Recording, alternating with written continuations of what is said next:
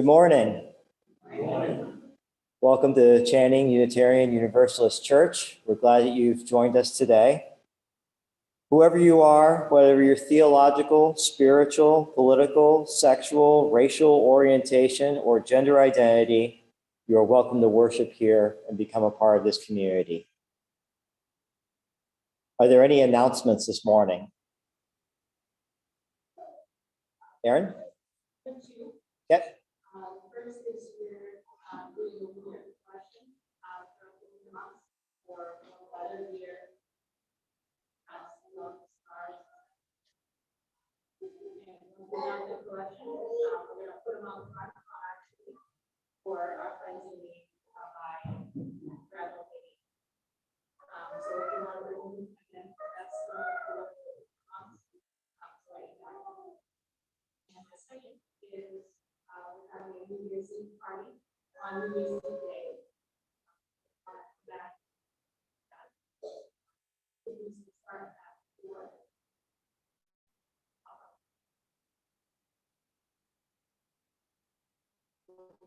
Before the new year.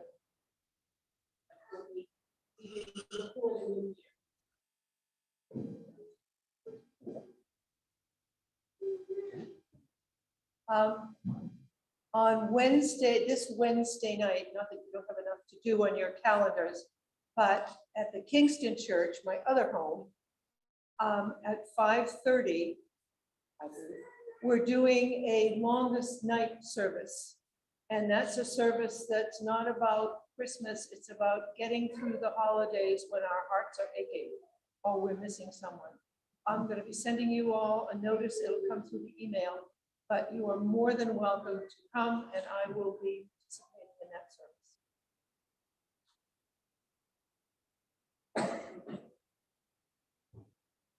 Julie? So this year, as a reminder, I'm doing Christmas Eve to the 23rd. The service will start at 6, but at 5:30, Maddie's going to start at 6 early. And we'll have coffee hour.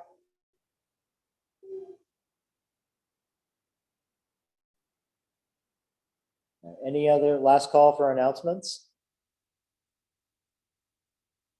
All right, then I will turn things over to our affiliated minister and good friend, Reverend Dr. Judy Campbell.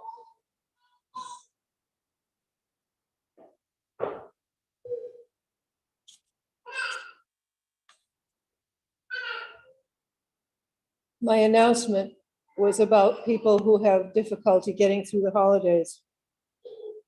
And all of us will have difficulty getting through these holidays, this group particularly, because this week we lost somebody very important to this community, Justin Kafka.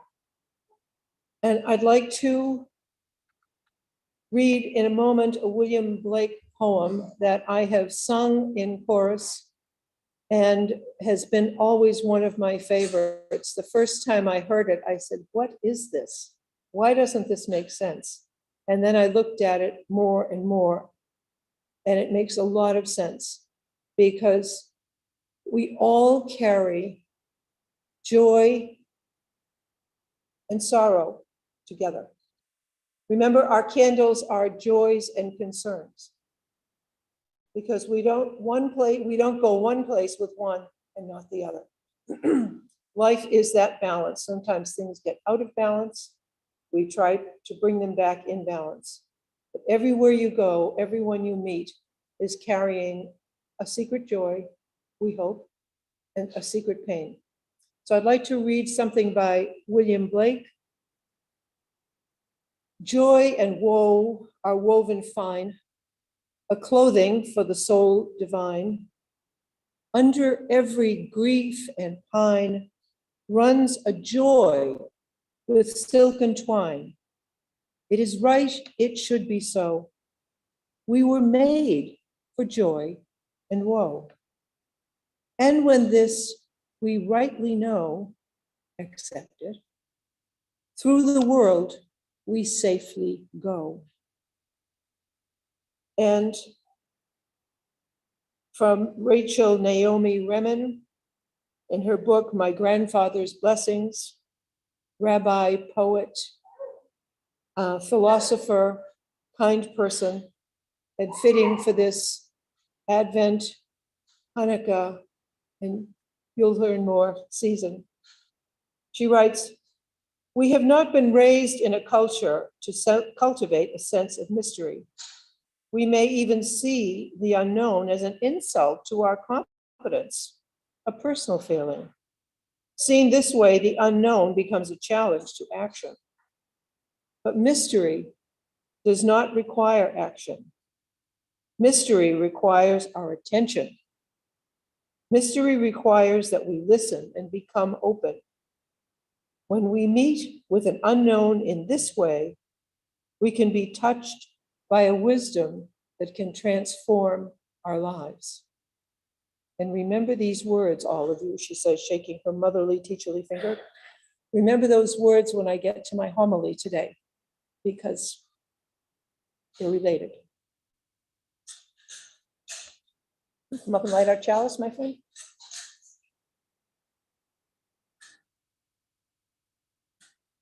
Let her go, she's fine.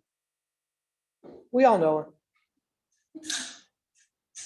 Please stand as you're willing and able. Please stand as you're willing and able, and join me in reciting the words God for lighting of the chalice and the order of service. And these are different this week. This is for our fourth Advent candle of love.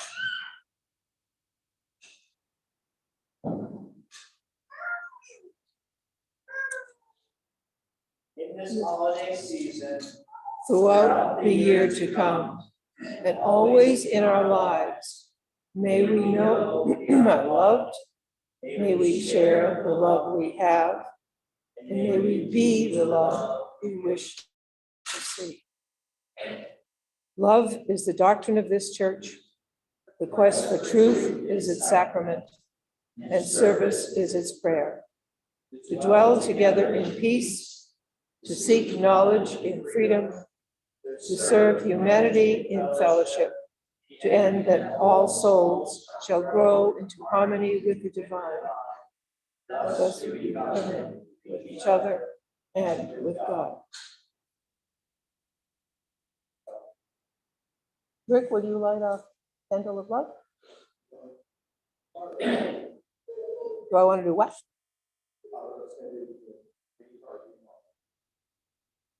I did the reading, that was it. okay.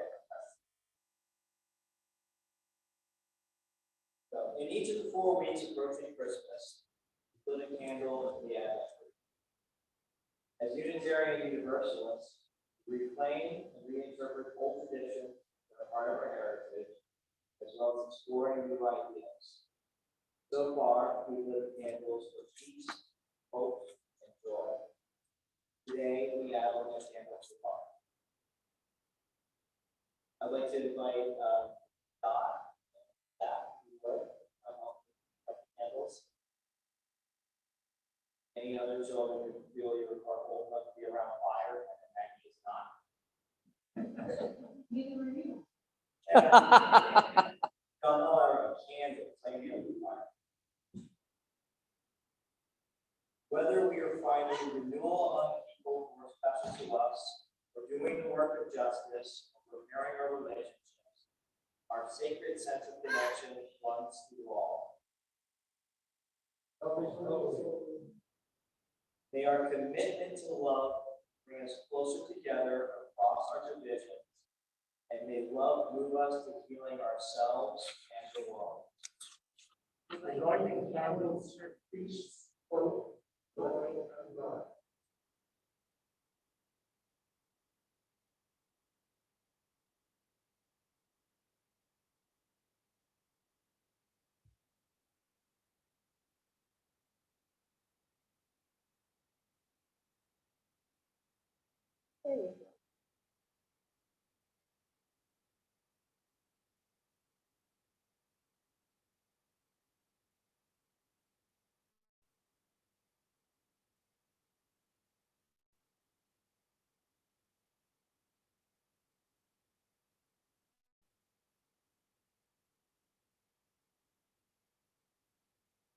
As a card-carrying Unitarian, I have to say that I've always loved the season of Advent, the season of preparation.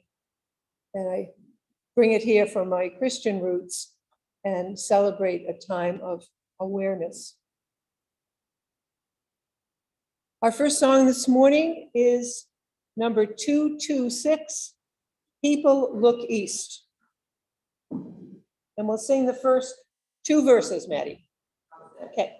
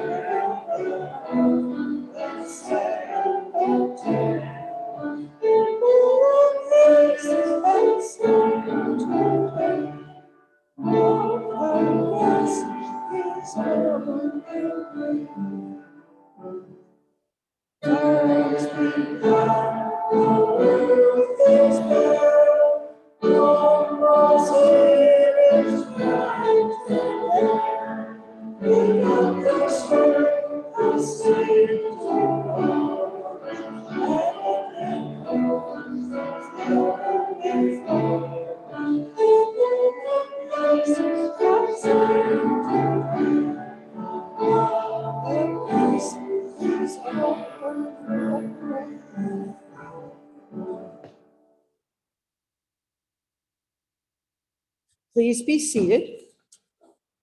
And we will start our story for all ages.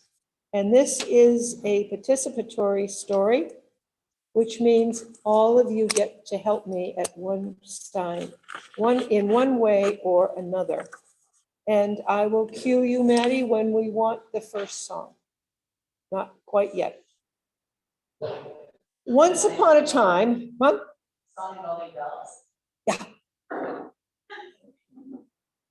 This is, we worked on this. I want you to know, this is not off the cuff. We really have planned it. I just have to look between my several sheets of planning. Once upon a time, not so far away from here, there was a town called Diverse City. In some ways, the people who lived in Diverse City were very different from one another. And in some ways, they were very much alike. They were different because their parents or their grandparents had all come from somewhere else. Most of the people spoke 2 languages. At home, many still spoke the language they learned as a child growing up. But in school or at work, they spoke American English, kind of like what I'm trying to get through, and what this gentleman doesn't know yet. Excuse me, I have to stop. I'm going to introduce subjunctive clause. Subjunctive, would you please stand up? Subjunctive clause is the great grandnephew of Santa Claus. And ordinarily he would be up there in the workshop working away, but you can see he's busted a wing. And so he's come today as my special guest to help with our party afterwards. So thank you. Subjunctive clause. Back to my story. As families in the town of Diverse City, they went to different churches, loved to eat the kind of food they had when they were kids, and they sang the songs and said the prayers they learned when they were little. That's how they were different. They were very much the same because most of the grown-up people worked somewhere, and most of the kids went to school right there in Diverse City. And the people who lived alone or who didn't work or go to school never felt alone because everybody smiled when they met on the street and everybody helped each other when help was needed. Everybody loved to go to the 4th of July parade. And everybody loved to dress up on Halloween, send pretty cards on Valentine's Day, and eat turkey on Thanksgiving, all together, each with each other, as different as they all were. They did lots of things together, like one big family. Each family had their own way, but each family had their own way of celebrating the light on the darkest night of the year. And try as they might, after hundreds of meetings, and you know what those are like, and thousands of ideas, they could never agree on what it should be like. And that was because each family group wanted to celebrate the way they always had, with the people they were used to. But the very thing they liked most also made them sad. It made them sad because they really did want to celebrate with everyone in Diverse City, but nobody was ready to change. Well, let's say the grown-ups were not ready to change. But the kids, well, they had a different idea. They got together in secret and held just one meeting, and it was very short. And nobody took notes because they all wanted the same thing. They would create a new and different Diverse City winter holiday festival, where everyone would bring something from their own tradition to the table, and they would all celebrate everything together. It would be bigger and better than anything they could ever have done alone or by themselves. And this is how it happened. Let's sing Jingle Bells to get in the mood. You all know the words.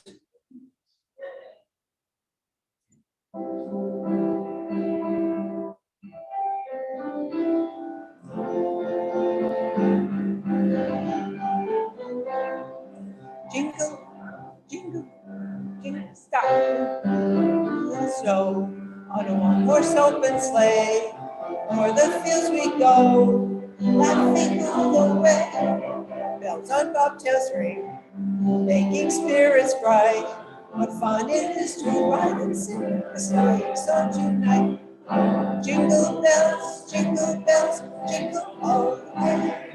Oh, what fun it is to ride in a one-horse open sleigh. Jingle bells, jingle all the way. Oh, what fun it is to ride in a one-horse open sleigh. Awesome. Awesome. So all the kids crept out of the house, each one carrying something from home. They met in the family park in the center of town, and there they dragged a picnic table over to where the light of a street lamp made it almost as bright as day. And this is what they did. And since I'm a big kid at heart, I'll tell you what I brought, and I need kids and grown-ups to help me. I brought a special table cover from Transylvania. Make that nice and uniform. What do you think it should be? Listen, you hang it on the front, and I'll get back to our story. Now, the Swedish family, the Johnsons, brought a little elf. I need an elf. Put the elf on the table, please, sweetheart. Put the elf on the table for me. In Sweden, the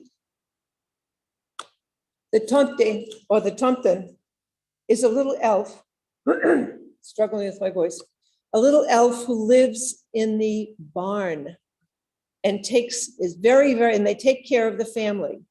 And if the family is good to the animals and good to the children and they keep a good house, the tomten takes care of them. But if they you can hold up the little tomten. And these are all over Sweden, and that's where they started. Tomtes or tomten. And that's my Swedish heritage. But if you aggravate the tomten, if you don't treat your animals well, or you don't treat each other well, the tomten can play tricks like tying the cows' tails together or piling the eggs up under the sheep. Now, in this family, they were always very nice to each other. And if a family had been very good all year long and everything went well, they wanted to thank the tomten by leaving out a bowl of extra special porridge, oatmeal, with a big lump of butter in the middle. Because back then, butter was really expensive and you didn't put a lot of butter on anything. But to thank the tomten for all of taking care of him all year long, you put butter on the porridge and you left it out for the tomten. Does that sound like anything else we do sometimes around here? I bet. Now, we need a log. Another family, the Snee family, brought a log to the table. Set that on the table. Perfect. Let's put some candles around that log. Let's put it a little bit further back. I think that would go well, a little bit further back. You can do that, sweetheart. There we go. That's good. And let's get some candles up there around it. The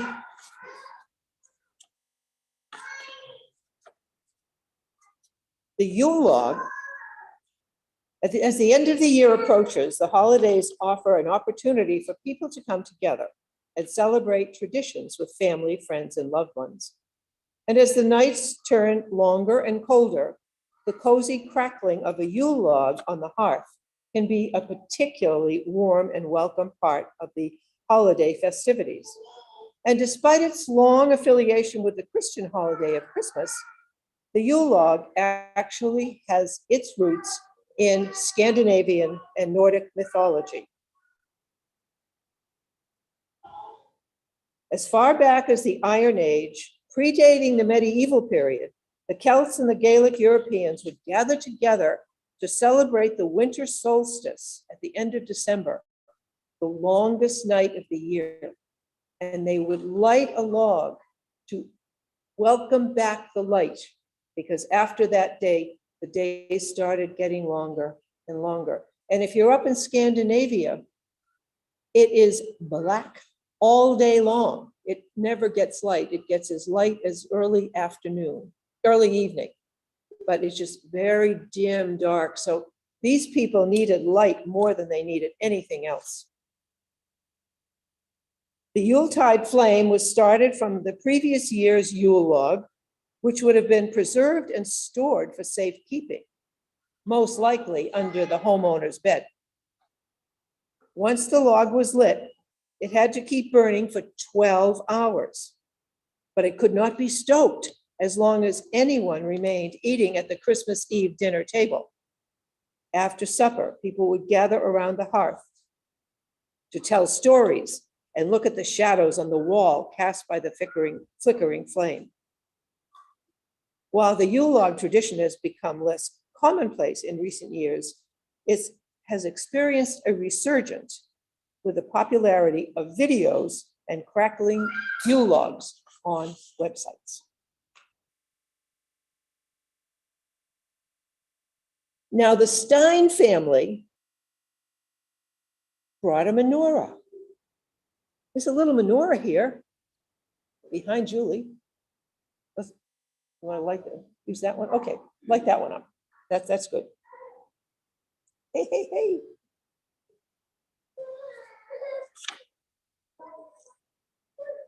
Because they were Jewish and they didn't celebrate Christmas, but they celebrated another holiday that involved light in the darkness. This is all about light in the darkness, because all of us carry some darkness and all of us are looking for the light. The Hanukkah story begins back in 167 BCE, before the Common Era, or before Jesus was born, when a bad Syrian king, Antiochus, demanded that the Jews become Syrians and Romans and leave their Judaism behind. They were forbidden to study the Bible or practice their religion. While some Jews went along with it, Judah Maccabee, sometimes called the Hammer, and his followers rose up and fought and tried to resist these awful orders. Against overwhelming odds, the Maccabees managed to score an impressive string of victories by sneaking around, guerrilla warfare, sneaking around the side and doing things that were not expected. Victory, however, was not so sweet, because the Jews discovered their beautiful temple had been defiled with pig's blood. The temple was cleansed and the damage repaired, only for the Jews to discover there was only 1 day's supply of oil to light the menorah, which is supposed to last for 8 days. Only one. What about the Yule log is supposed to be burning for 12 hours? I see a connection. They only had 1 day's worth of oil, but miraculously, the little candle burned for the 8 days they needed it to burn to cleanse this temple. And every year, the Jews celebrate that miracle by lighting a candle on each day of Hanukkah, having little parties, and giving small gifts to one another, often money. Hanukkah is not a major holiday in the Jewish tradition, but we have sort of elevated it so that it becomes part of what we celebrate in the wintertime and how we honor our own friends and all the people of diverse city. Kwanzaa, I need the bowl of apples. Here's my runner. I need the bowl of apples on the table. Kwanzaa is a new holiday, and it was an invented holiday. It's a holiday that was invented to affirm African American family and social values, and it's celebrated mostly here in the United States, although it has been picked up elsewhere. It is each of the days is a celebration dedicated to one of the 7 principles of Kwanzaa: unity, self-determination, collective responsibility, you are your neighbor's brother and keeper, cooperative economics, purpose, mission, creativity, and faith. They celebrate this with foods of the harvest, with parties at home, and by lighting a candle, 1 candle each night of the 7 days of Kwanzaa. Finally, the O'Malley family, they were Catholics.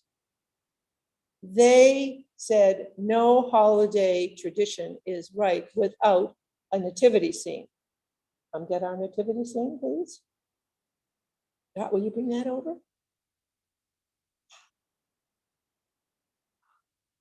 There they are. And most of us know that story. Going back to my, there you go. Obviously, I've skipped over Deck the Halls, and we're going to go to the very end. In a minute, we're going to sing the first verse of the first Noel. But the Christmas story is celebrated wherever Christians gather all over the world. And in Japan, where nobody is Christian, they still celebrate Christmas. And instead of saying Merry Christmas, they bow to one another and say, Jingle bell, jingle bell, jingle bell. And I know that because Subjunctive Clause, who's a really good friend of mine, and I have stayed with Japanese college students for a long time, and they told us about that. And when they don't have an American word for something, they Japanese it. Like tablespoon is tablespoon, and baseball is baseball. So there. Anyway, all of the children stood around and they thought, this is really wonderful.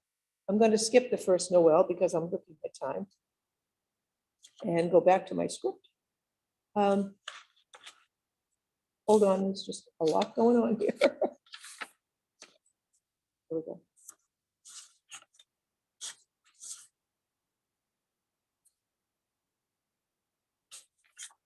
Excuse me, looking for my story. Oh yeah. When they were finished, the kids all stood back to admire what they had created. The table was beautiful to look at. It was full of light and color and so many different kinds of things to eat. All they could do was stand there in a circle and smile and feel proud of what they had accomplished. And then someone started to sing. The kids looked around to see all of the grown-ups standing in a bigger circle all around their kids' circle. The grown-ups were all wondering what the kids were up to off by themselves. And so one by one, each curious grown-up quietly left his or her house and made sure to bring along the ones who lived alone or couldn't walk or drive or see too well. And like grown-up silent mice, they crept onto the green in the center of Diverse City to see the wonderful thing that had come to pass, that their kids had done, that they had never, ever been able to do by themselves. But the mystery voice got louder, and one by one, they all joined in to sing, "Let There Be Peace on Earth." And you don't have to stand, but you have the words and the music in your pews beside you. Maddie.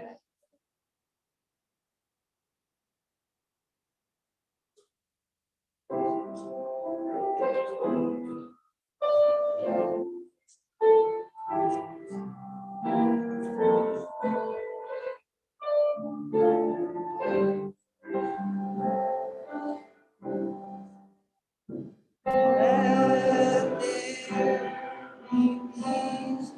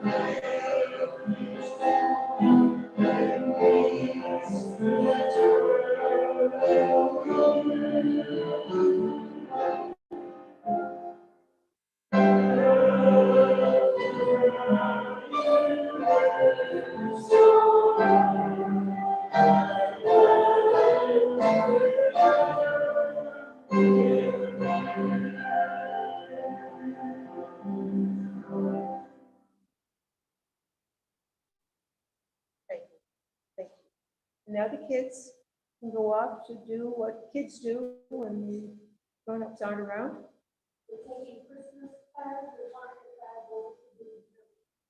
Wonderful. And then we'll have some surprises after the service. And we have come to the time in our service for our candles of joy and concern.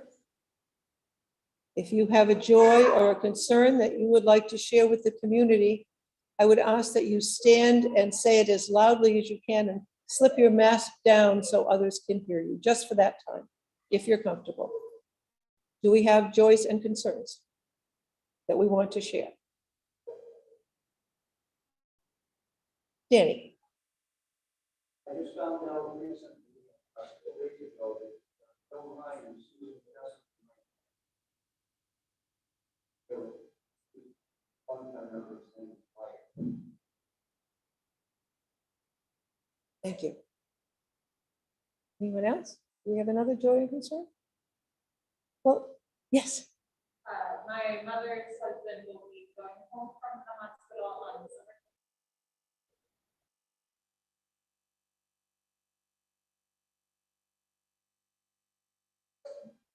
Yes.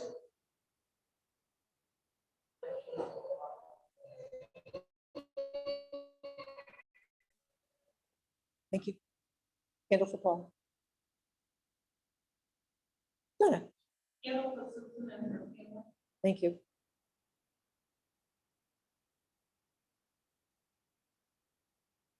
And would you light one for me, please? For the joy of being here, totally. For the joy of having subjunctive over here, doing as well as subjunctive is, having face planted in a Catholic church a couple of weeks ago. All the tests came back really good.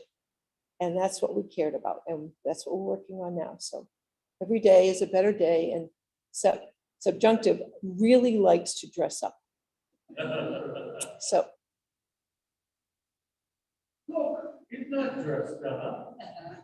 It's appropriate. He told us, you told him he had. You can be quiet now, Donna. Don't give away the family secrets, all right? Thank you. but one for all the upcoming festivities, just starting with today, or us. I'll wait one. I have a boy and I'm visiting family. I'm very excited. But a lot of my family is divided as far as political beliefs. And we haven't had to deal with that last 3 or 4 years. This year. No, not reconciliation. But no boundaries and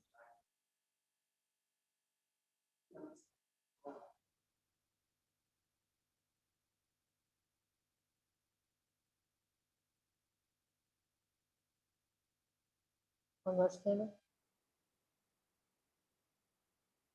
We light one final candle for the joys and concerns that we carry in our hearts.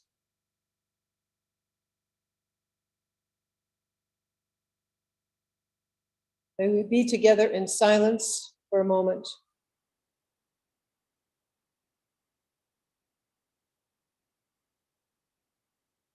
As we hold each other in the love of community.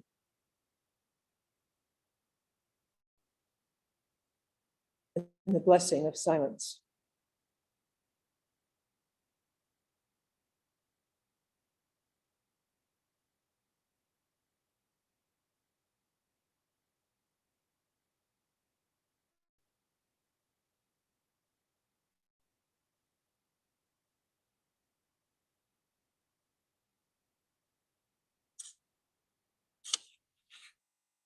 Amen.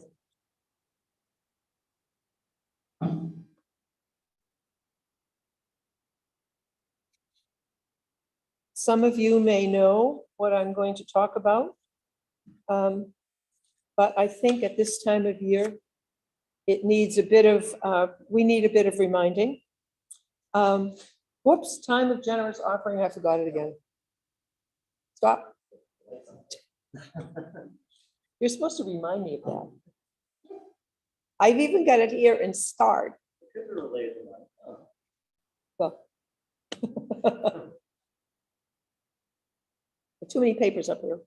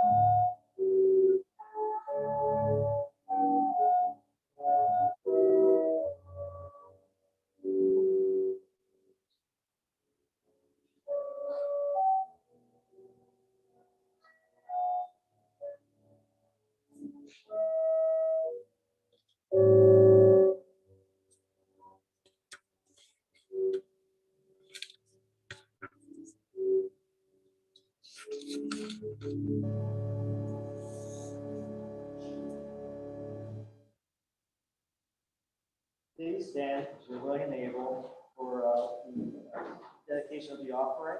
It's a spirit of truth on the order of service.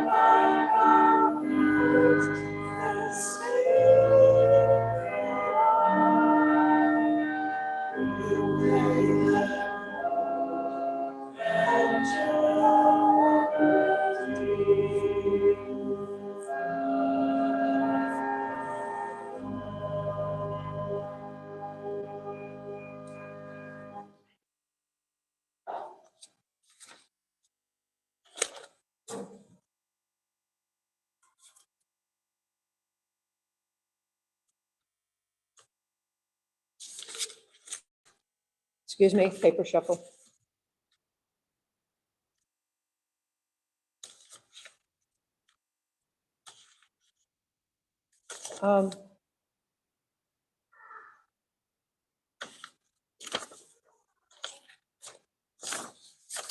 There it is. Thank you.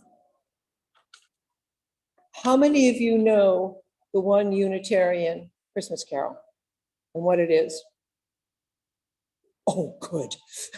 I thought you may have heard this before.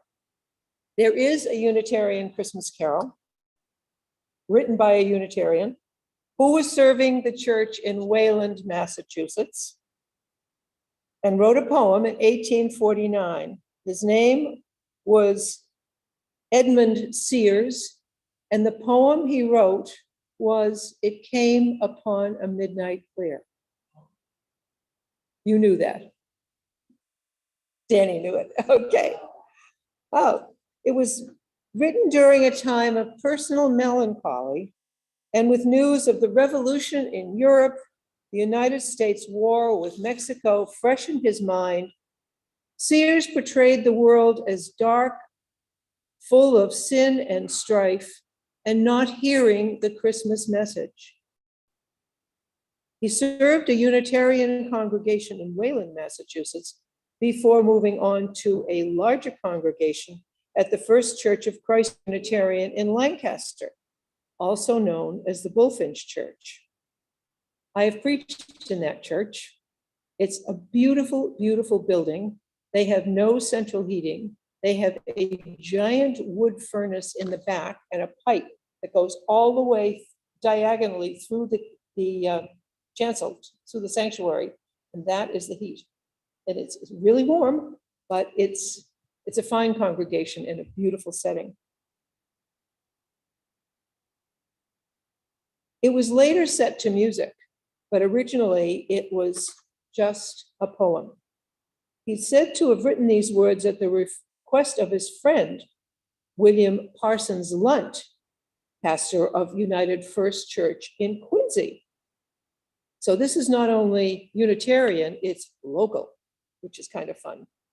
One account says the carol was first performed by parishioners gathered in Sears' home on Christmas Eve, but to what tune the carol was sung was unknown, as Will's familiar melody was not written until the following year. According to Ken Sawyer, another minister, Unitarian minister of my ilk, the song is remarkable for its focus not on Bethlehem, but on his own time and on the contemporary issue of war and peace. Written in 1849, it has long been assumed to be Sears' response to the just ended Mexican-American War. I'm going to, if you want to read along with me, I believe the number should be in your order of service. If you want to read along with me, open to 244. Yeah, there it is. Because I'm going to read it and you look in the words, because we almost never ever sing more than the first maybe 2 verses. Because verses 3, 4, and 5 are dark, particularly verses 3 and 4. And I want us to look at them. I'm going to say them. Later we'll sing them. It came upon a midnight clear, that glorious song of old, from angels bending near the earth to touch their harps of gold. Peace on earth, goodwill to men from heaven's all gracious King. The world in solemn stillness lay to hear the angels sing. Still through the cloven skies they come. Still, he's talking about contemporary now. Still through the cloven skies they come with peaceful wings unfurled, and still their heavenly music floats o'er all the weary world. Above its sad and lowly plains, they bend on hovering wing, and ever over its Babel sounds, the blessed angels sing. Yet with the woes of sin and strife, the world has suffered long. This is the verse we don't sing. Beneath the angel strain have rolled 2,000 years of wrong. And man at war with man hears not the love song which they bring. Oh, hush the noise, ye men of strife, and hear the angels sing. And ye, beneath life's crushing load, whose forms are bending low, who toil along the climbing way with painful steps and slow. Look now for glad and golden hours. Come swiftly on the wing. Oh, rest beside the weary road and hear the angels sing. For lo, the days are hastening on by prophets seen of old, when with the ever circling years shall come the time foretold, when Christ shall come and all shall own the Prince of Peace as King. The saints shall meet him in the air, and with him the angels sing.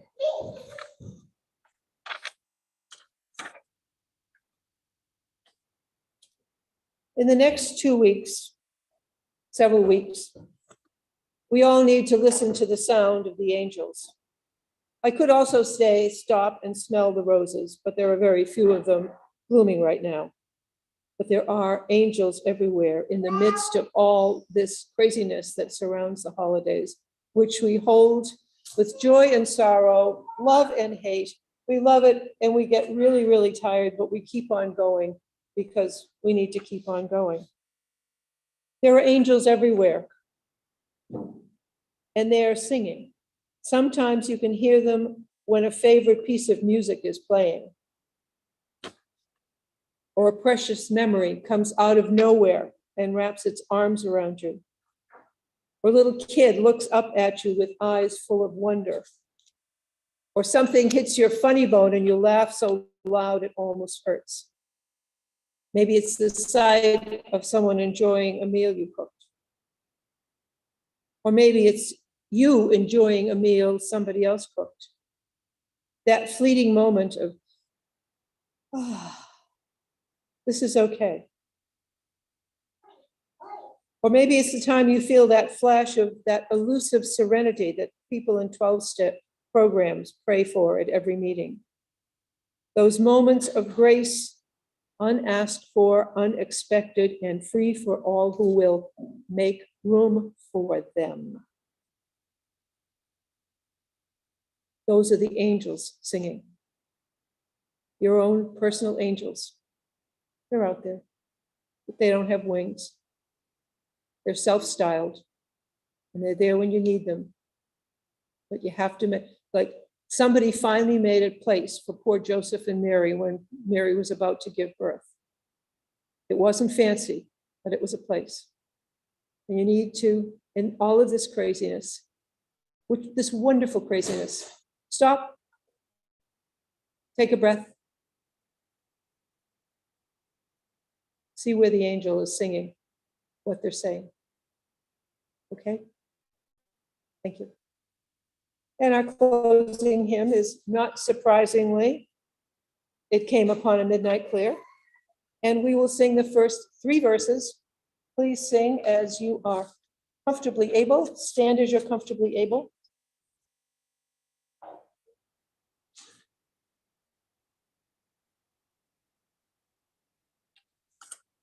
Anytime, Maddie.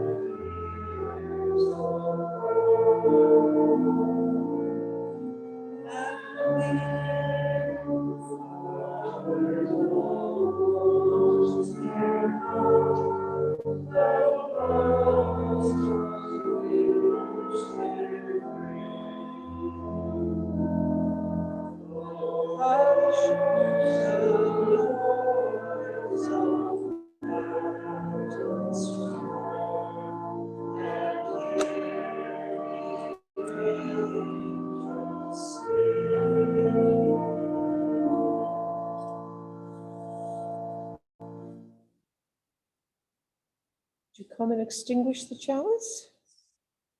And would you kindly please be seated?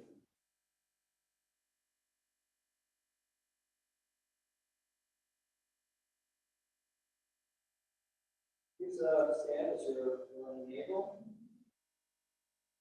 Sorry. And then recite the words of the service. We extinguish this flame, but not the light of truth, or the warmth of community, or the fire of commitment. These we carry in our hearts until we are together.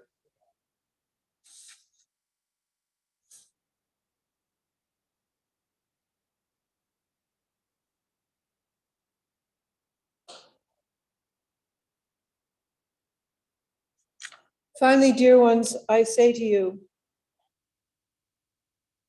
my benediction and my closing words, which are taken from the book of Philippians, chapter 4, and also number 699 in our own hymnal.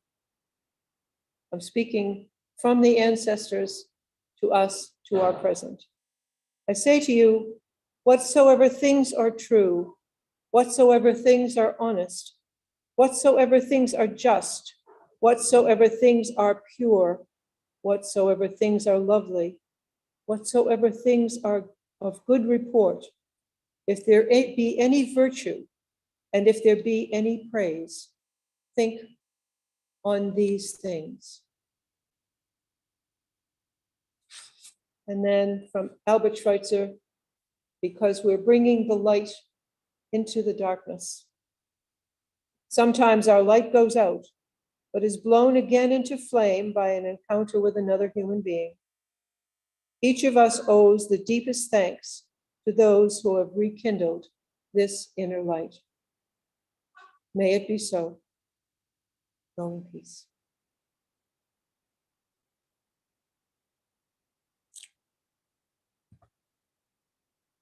Mm.